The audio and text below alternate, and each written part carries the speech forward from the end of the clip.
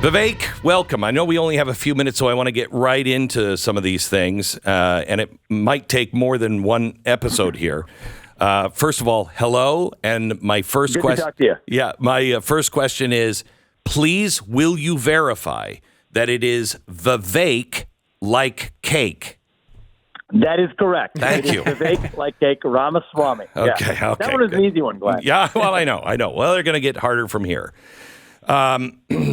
Wikipedia editor alleges that you paid to have your Wikipedia page edited to remove you receiving the Paul and Daisy Soros Fellowship for New Americans and your role in Ohio's COVID-19 response team. Is that true? Hang on. Is that true? And if it is, why? So before I ran for president, there were a lot of falsehoods on my Wikipedia page. And it was clearly being, and it is actively over the course of this campaign, been manipulated by opposition research. It said things like, at times, me being born in India, my wife, and facts about her that were incorrect, up to and including her name. And so before I ran, yes, I wanted to make sure that the public was aware of exactly what the right facts were. The fact of the matter is the Ohio COVID-19 response team wasn't actually ever a formally titled body. There was a lieutenant governor in Ohio who remains a friend of mine to this day, who asked me if he could call me from time to time to get basic advice through the process. I said, sure, I would. I helped him with the reopening plan. That was a short version of the help that I provided him. So I'm actually proud of that. You know, when a lot of these states were going through lockdown, there was a path to reopening. I'm a business guy. He called me for advice on that. I was pro-reopening. And, you know, to this day, people can call him. I'm sure he would say the same thing. Did you we had ever a few phone calls about it? Did you ever go for lockdowns, mandates? Nope. None of that. Absolutely not. Okay. I've been dead set against it. And I was a force for good in the state of Ohio here. So John Husted, I'm sure, would confirm that, who was the person on the receiving end of those phone calls that I made. Why wouldn't you just have them? I mean, because you were on the response team as much as there existed a response team. You did get the Paul and Daisy Soros Fellowship for New Americans. It's easily findable on the internet. It's like literally. But why would you remove those things instead of clarifying? Well, and I think the truth is that headline was itself generated to create this appearance that we're somehow manipulating this. There was about 5 other just outright false things. And you know what? I wasn't micromanaging what exactly this page is edited or not. What you want is actually a statement of what's important coming up first in your heading.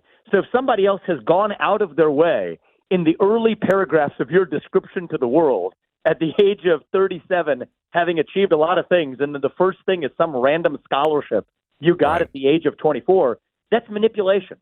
And one of the things I've learned in this process, Glenn, is there's a lot of left-wing media manipulation, but there's media manipulation 360 degrees, driven by not just fake news media, but a lot of fake establishment candidates, too, who are threatened by my rise. And literally Wikipedia, even to this day, it's like a war on my Wikipedia No, I know. page. Please. And so my view is we got to just speak the truth. Okay, I have actually been completely transparent about this silly Soros scholarship that's a brother of George Soros, not related to him, at the age of 24, that I won, easily Googleable, a generic scholarship that I would have had to have been a fool to turn down at the age of 24 from a guy who's long dead, who's a totally different person from George Soros when I'm in my early 20s. Okay. And I don't cast aspersion on others, but there are other candidates who have gotten a $160 million loan from Soros, others who have been endorsed.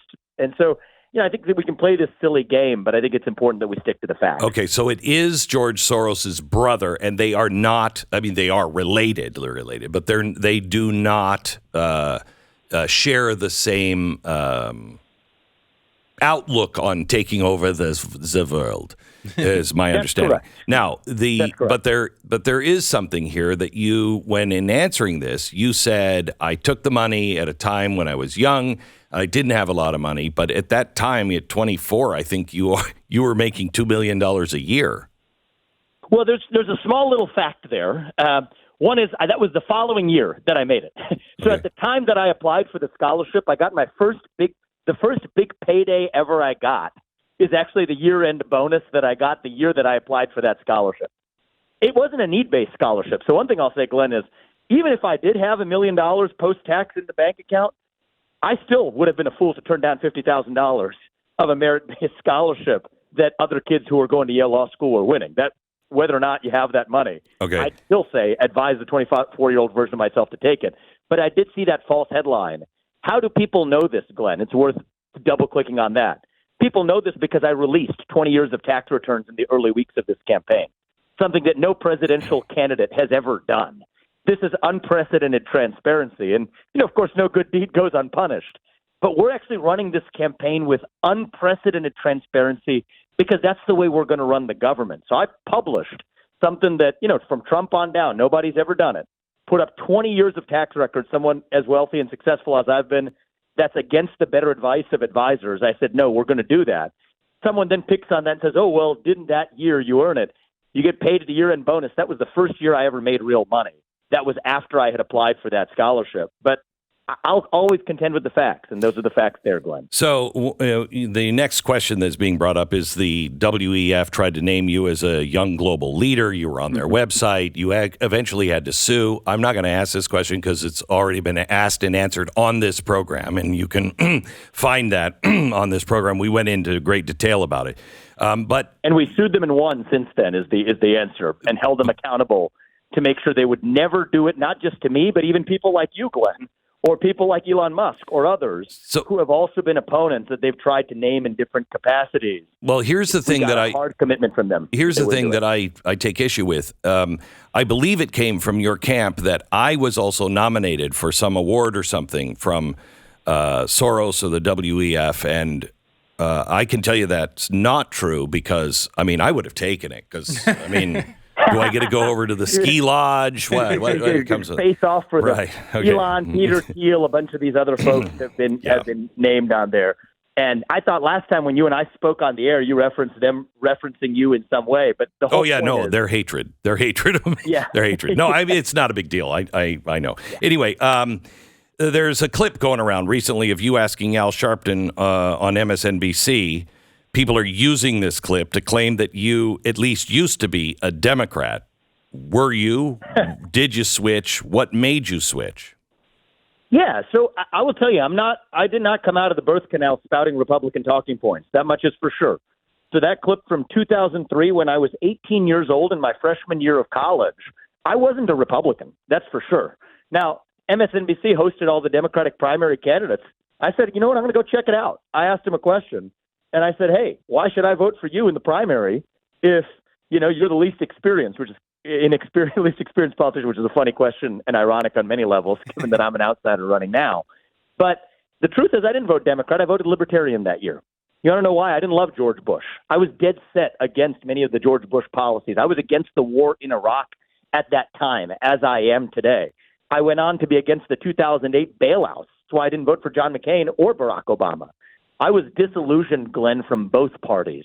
And so in that election in 2004, I voted for the Libertarian candidate because I couldn't stand John Kerry or George Bush. I came to my views, and I was disillusioned from politics for most of my 20s. Obama, McCain, Obama, Romney even.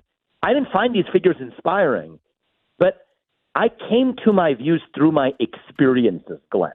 When I was a biotech CEO, when I had to make or was supposedly forced, and I refused to do it, to make a statement on behalf of Black Lives Matter while I'm developing medicines that are saving people's lives, and I refuse to do it. And that puts me in a difficult position in my industry as a leader. Those are the kinds of experiences that shaped my vehemence in crusading first, not even in politics, but against this trend of woke capitalism and stakeholder capitalism and ESG, say separate business from politics. That's where I began, not in partisan politics. And even now, I'm not a party man, Glenn. I'm using the Republican Party as a vehicle to advance a positive, nationalistic, pro-American vision for this country. And so, if people want somebody who was born in Republican jerseys and talks in Republican talking points, I'm not their guy, and I wasn't at the age of 18 either. I'm somebody who thinks independently. I'm a patriot who cares about this country and speaks the truth. And you know what? If I'm 18 years old and I'm exploring in college, yes, if there's a forum where somebody who disagrees with me, Al Sharpton, shows up, I'm going to show up, ask questions. And yes, I did vote Libertarian that year, guilty as charged. That's just part of who I am, and people should know it. I need to know because I respect your time, and I did this with Donald Trump, and I had to leave questions on the table, but we'll have you back. Do I have 2 more minutes with you or Yeah. 4 more minutes? I actually reserved 20 minutes for this. So Okay. I'm in good shape. All right. So let me go back to this. In 2016, you not only were against Donald Trump, but you actually made donations to somebody who is virulently anti-Trump, a friend. Let me just correct you there on 2016. I was not anti-Trump. I just didn't vote in 2016 because I was deeply jaded and skeptical of all politicians. As I told you heading into then, I judged based on results, and he delivered for this country, and I voted with him with pride in 2020. So what happened. But you gave $2,700 to Act Blue. Yeah, I'll tell you what that was. Okay. Yeah, so I had no idea who this individual was. She's in the biotech industry, and I'm a biotech CEO, right? Mm-hmm. I'm invited by the Biotech Industry Association's head of a friend saying, there's this doctor who's running for Congress. Would you come? They dragged me out to a fundraiser. I showed up, stayed as minimal time as I could, but that was the entry ticket to go in. I frankly regret doing it just because it's raised so many questions afterwards. I wasn't plotting to be a politician back then. But the fact of the matter is, if you're a CEO, you get dragged around to a lot of fundraisers in New York City. That was one I got dragged into, and the ticket price is one that I wrote to get in. So that's the long and the short of it. I couldn't even tell you the name of the person who it was. Okay. In the debate, you said that Trump was, quote, the greatest president of your lifetime. I said the 21st century is what I said. Okay, all right, 21st century. That's fine. I about it for lifetime because Reagan was also during my lifetime. Okay, greatest president in the 21st century.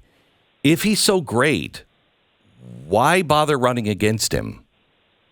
Well, look, this is a good question, Glenn, and I believe I can take the America First agenda further because I've got fresh legs, because I hope to God that my best days are still yet ahead of me. I can see a country whose best days are still yet ahead of itself. And look at the way we're running this campaign, Glenn. This can't be a 50.1 election. I am the only candidate in this race who can win in a landslide. We've gone to the south side of Chicago. We've gone to Kensington in the middle of the inner city of Philadelphia. We're bringing young people, Glenn, along in droves. I have over 100,000 small dollar donors in this campaign. 40% of them, more than that, are first-time ever donors to the GOP. Many of them are young. And so for so many reasons, this cannot be a razor-thin margin. Unlike many people, I actually do believe Donald Trump can defeat Joe Biden, but I think it'll be razor-thin and tight. And I think it is dangerous for this country if we get to a place where CNN and MSNBC are trotting out the winner the Monday after the election. Mm-hmm. This can't be one of those. This has to be a Reagan 1980-style moral mandate. I think I'm the only person who can deliver that by bringing young people along, leaving no state, no city left behind, no American left behind. A multi-ethnic working class coalition is what we're building. And I will take Trump as my most important advisor and mentor in that first year in the White House. I'm convinced of that. And I think that's the relationship I'd like to have with him as we lead this country. So, Vivek, I'm going to ask that we have you back at some point. Because I have more questions, and I want to make sure that you have a fair hearing and that the tough questions are asked of you. Yes. Here's one I want to be very delicate on, and this is my question. Sure. I was in Iowa, and I saw people, react to you, and they reacted really well. What you may not have seen was afterwards, I asked some of the leaders, and I asked people that watched, and they said this: I love him, but he doesn't have a chance because he's not Christian. And I don't think people are ready for a Hindu president. You are going to have pushback, if you don't already, from Christian groups that may not, or they'll sit out. You can't lose the Christian vote. You say you believe in the same one God, but that's not Hindu. So, Glenn, what I've said is we share the same value set in common. My faith is there is one true God. And yes, that is Hindu. There's many branches of Hinduism, Catholicism to evangelical Christians in the Christian tradition. There are many branches of Hinduism. The one I've been raised in, and is a widespread mainstream view, is one true God. That's my worldview. But more importantly, this is a Judeo-Christian nation founded in Judeo-Christian principles. This is the fact of history. I think we need a commander-in-chief who shares those values in common. And as somebody who has been educated in Christian high school, has, if I may say it, Glenn, myself, read the Bible more closely than most of my Christian friends, I can say with certitude that we share the same value set in common of sacrifice, of duty, of a belief that God put each of us here for a reason, that we're here for a purpose, that there's more to life than just the aimless passage of time. Think about the common thread from the Old Testament to the New. God told Abraham to sacrifice his son Isaac. He didn't make him follow through with it. In the New Testament, God sacrificed his own son. That value of sacrifice, that is woven into the fabric of this country. It is woven into my own upbringing and value set, the same values we raise our two sons in. And I think, Glenn, especially because I'm a little bit different, I'm a little younger. I'm the youngest candidate to run. I'm of a different generation.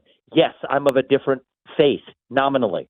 I think I'm in a better position to defend religious liberty, to actually make concepts like faith and patriotism and hard work and family cool again, actually, for the next generation of Americans. I take that responsibility seriously. So, no, I'm not qualified to run for pastor. I can't. That wouldn't make any sense.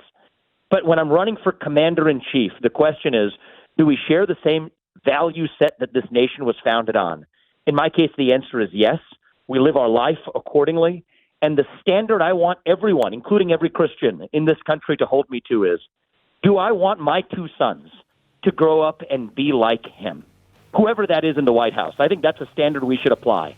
If we're being really honest, it's been a long time, at least I'll speak for myself, where we've had a president where I could, without holding my nose, tell my kids the same two things. And I think a lot of Christians across this country would say the same thing. That's the standard that I'll ask to be held to. Vivek Ramaswamy, I'd love to have you back. I've got some questions on China and everything else, but thank you so much for answering these questions. You bet. Vivek Ramaswamy. Vivek like cake. Can people please get it right?